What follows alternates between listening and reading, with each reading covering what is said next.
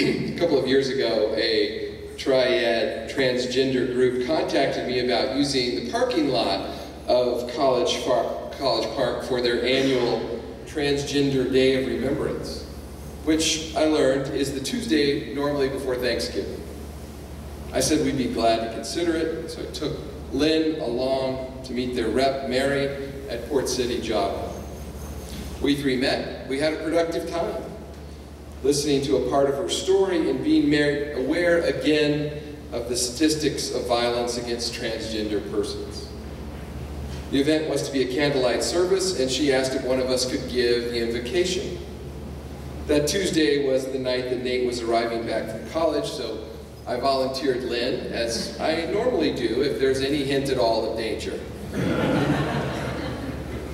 So under a cool November sky with the smells of wood fire and leaves, they held a time of remembrance here in our parking lot with the leaders under the Boy Scout pergola, with Lynn and Kelly Joyce in attendance. The planning meeting for this event was the first time in a long time that I had thought about what it means to be transgender. Let me remind you that as a Baptist Christian, I speak only for myself this morning. No Baptist speaks for any other Baptist on matters of faith and conviction. You can and you do believe whatever you like, whatever you've been led to. My email is always available to you to continue this discussion, and I'm good with sharing a cold drink at Caribou and to listen to you. Secondly, I'm no expert on transgender matters.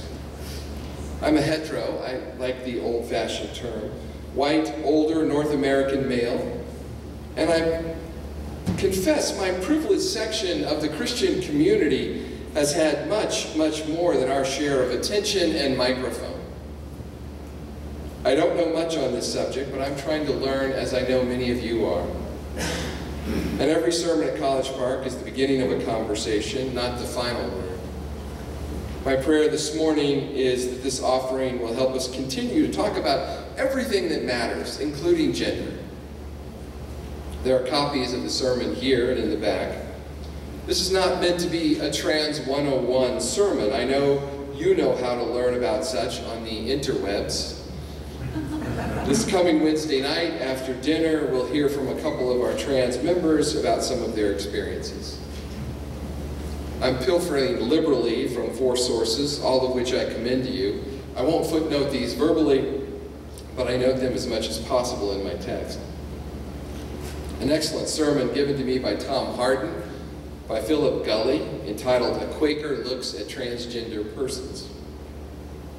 Mark Wingfield's fine opinion piece in the Baptist News Global, 7 Things I'm Learning About Transgender Persons. Mark is the associate pastor at Wilshire Baptist in Dallas, which makes his commentary all the more poignant.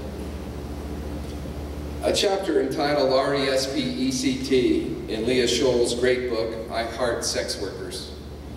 Leah is the wonderful pastor at Wake Forest Baptist in Winston-Salem and is something of an expert on this matter. You should read her book. I recently performed her pop-up Star Wars themed wedding, but that, as they say, is another sermon.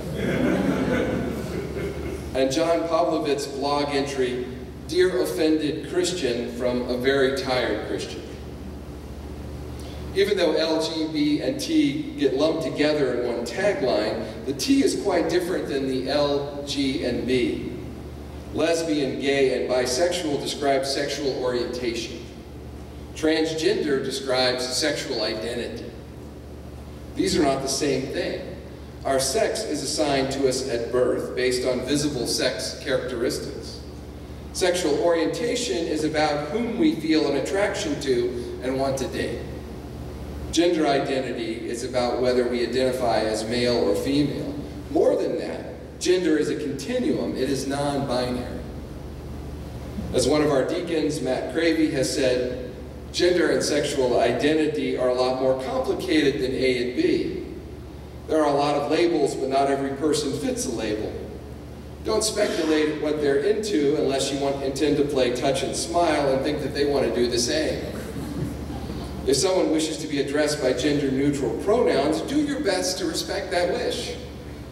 If you don't, it's your choice and you look something like a tool. There are people who are born one sex but feel a different gender. A child may be born with female genitalia but may be masculine in her actions and mentality, both in feelings and in processing. And although society pronounces her female, she feels male. The first time I thought seriously about transgender was reading in seminary John Irving's The World According to Garp, and being introduced to the amazing character of Roberta Muldoon. In a book all about gender, Roberta has a better understanding of it than most people. Robert Muldoon was a standout NFL tight end. You don't get much more characteristically manly than that. And after her professional football career, despite her delicate heart of hearts, Roberta will always have a body like a highly trained rock. This makes her the ideal bodyguard material for Jenny Fields. It took chutzpah for Roberta to come out as transgender. Garp was published in '78.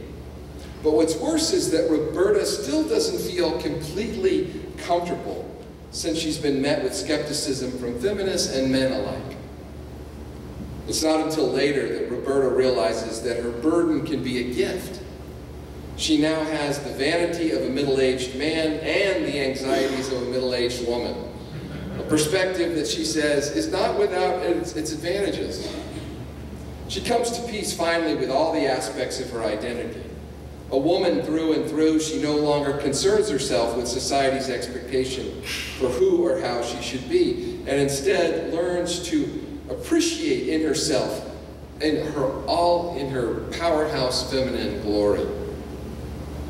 This is the proper role of literature in our lives, to introduce us to people that we might not otherwise meet. And if you've seen the film, John Lithgow is perfectly cast as Roberta. Think how deeply our gender is connected to our identity.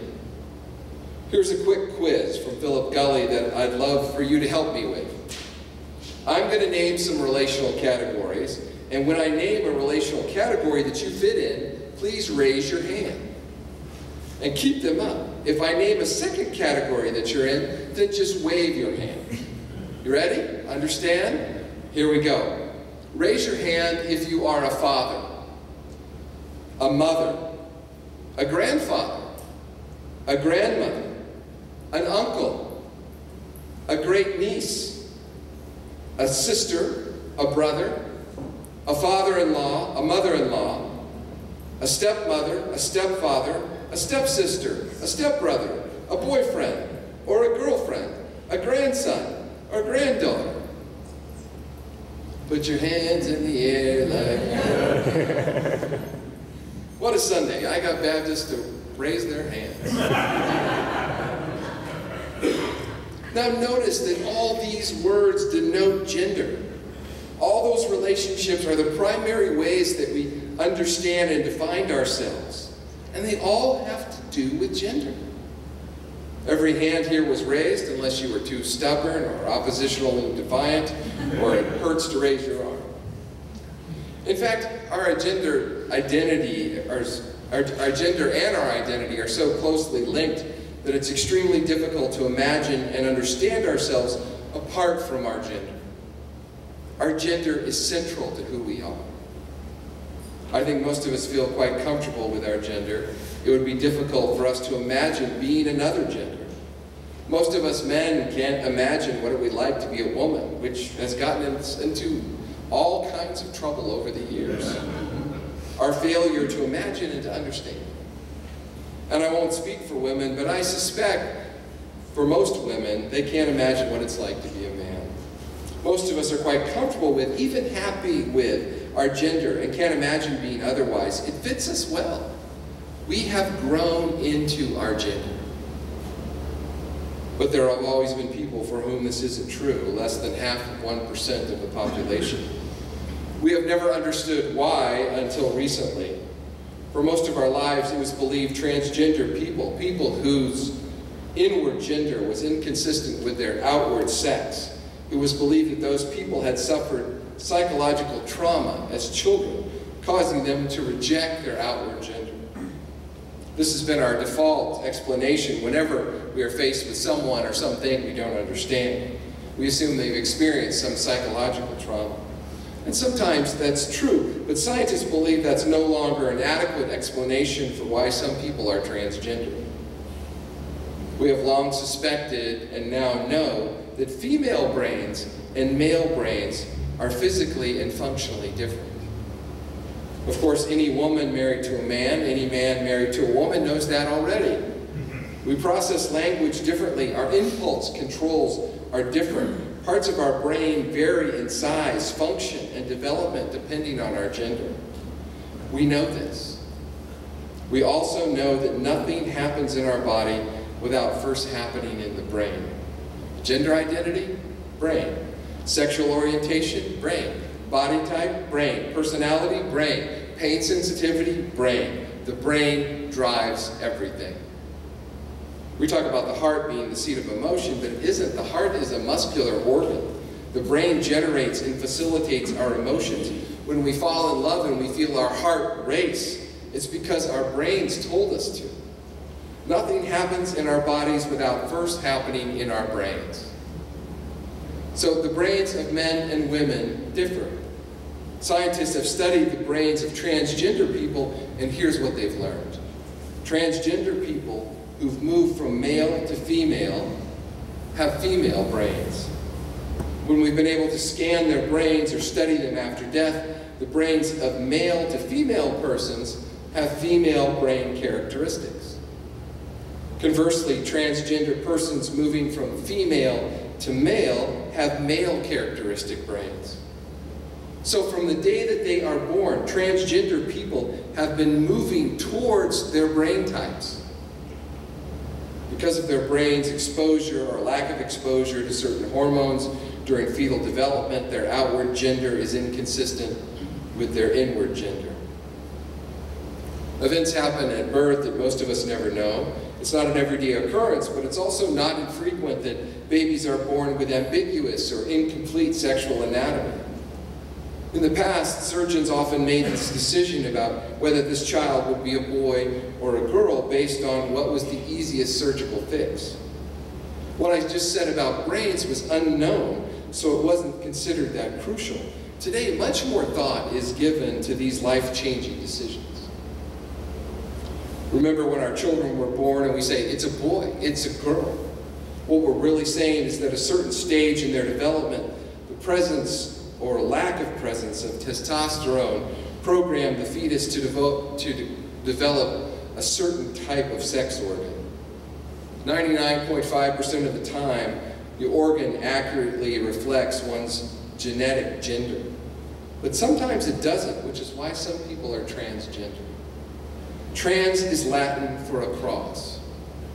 So transgender people are those who've moved across genders from one to another, or who are naturally inclined to want to, because their inward gender doesn't match their outward gender.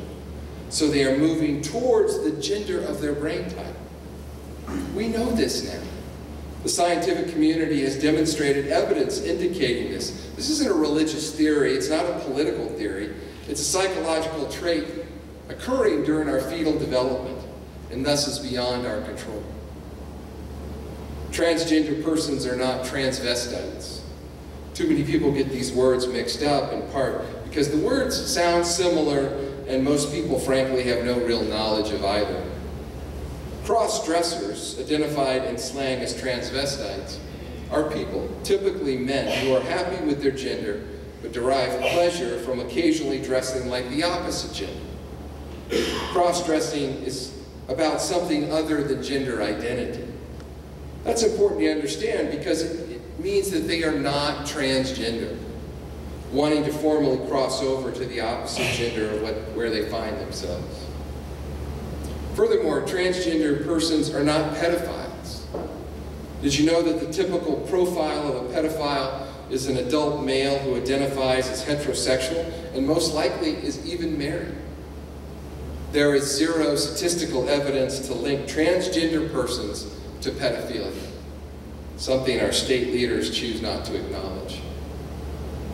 For my entirely limited perspective, transgender persons hate all this attention that they're getting. The typical transgender person wants desperately not to attract attention. All this publicity and talk of bathroom habits is highly disconcerting to people who have spent their lives trying not to stand out or become the center of attention. So what might this have to do with the gospel? I know that you were asking yourself that much earlier in the sermon. As you know, the Bible talks a great deal about gender and sexual codes and relationships, but it was informed by a limited understanding of human development. Thousands of years later, we know so much more about sexual and gender formation. So we have to stop treating those formed differently as sinners or moral failures. They are, in the case of transgender persons, simply people whose inward gender and outward gender are out of harmony at birth, and who are now moving towards harmony, towards gender integration, which the rest of us had happen to us before we were born. As you can imagine, having to do that after you were born is incredibly frightening and difficult. I included the passage from Acts 8 to remind us all that the first Christian convert on the entire continent of Africa was someone whose sexuality was non-binary, whose gender and sexual identity isn't known to us. Led by God's Spirit, Philip met the Ethiopian eunuch on the road, another summer road story. But isn't it terrible that we don't know this person's name, and the text by Luke, who names and pretty much everyone. So this one is identified by his sexuality and ethnicity. I did not have us here Deuteronomy 22:5. A woman shall not wear a man's garment, nor shall a man put on a woman's garment. For whoever does these things is abhorrent to the Lord your God. The words man's garment refers to a sword. Modern Jews use this verse to argue that women should not join Israel's armed forces. This is also a rule of war that prevents male soldiers from disguising themselves as females to hide themselves from the enemy. Additionally, in ancient Israel, where the sexes were constantly segregated, this prevented one sex from invading the other's space in order to commit adultery. Furthermore, the second half of the chapter is all about intercourse and marriage. Men's and women's clothing are separated for the same reason that the Hebrews separated many items. Only 4 verses later, the Torah says not to plant different seeds in the same vineyard. The very next verse separates oxen from donkeys. The verse after that separates wool and linen. The Torah is filled with instruction of separation, especially how Israel must be separate from the other nations. Different scholars have different theories for this motivation, but they all acknowledge this theme. And finally, Christians have never followed the Torah law. John Popovits writes what he is tired of to some ultra-conservative Christians. This is at the heart of what we're talking about this today. Here's an excerpt from his excellent blog. Dear offended Christian, I'm tired of hearing you tell gay people that they can't simultaneously both be gay and Christian. I'm tired of having to explain what transgender means to adult Christian people, who I'm quite sure have internet access and should know better by now that it ain't a guy in a dress. I'm tired of arrogant pulpit bullies who believe that they're entitled to tell people where they can pee and whom they can marry and whether they really love Jesus or not. I'm tired of you being more outraged by red coffee cups and department store restrooms than by poverty and racism and gun violence. I'm tired of gay people being accused of the kind of predatory behavior that straight men have been exhibiting since the man cave was an actual cave. I'm tired of reminding you that the number of times that Jesus spoke about gender identity and sexual orientation in the Gospels, that number is 0. I'm tired of having to explain to people that although I am a Christian, I'm not that type of Christian. That is the kind that's generous with damnation but stingy with grace. I'm tired of LGBTQ teens cutting their forearms and jumping off buildings because they've been told by their church friends that God hates them because their Christian parents told them this, because their Christian pastors told them this. I'm tired of followers of Jesus who don't seem interested in cracking open a book to see what we've learned about the brain and the body in 2,000 years, or to realize that gender identity and sexual orientation don't equal the word homosexuality in the Bible. I'm tired of all the time I have to spend undoing the damage the church has done to queer kids and their families. I'm tired of religious folk who seem to want small government everywhere except the bedroom and the bathroom. I'm tired of scientific ignorance being treated as if it's a Christian virtue. I'm tired of hearing preached verbatim the gospel of Fox News. I'm tired of high-profile pastors blaming gay people for 9/11, Hurricane Katrina, and ISIS, and child obesity.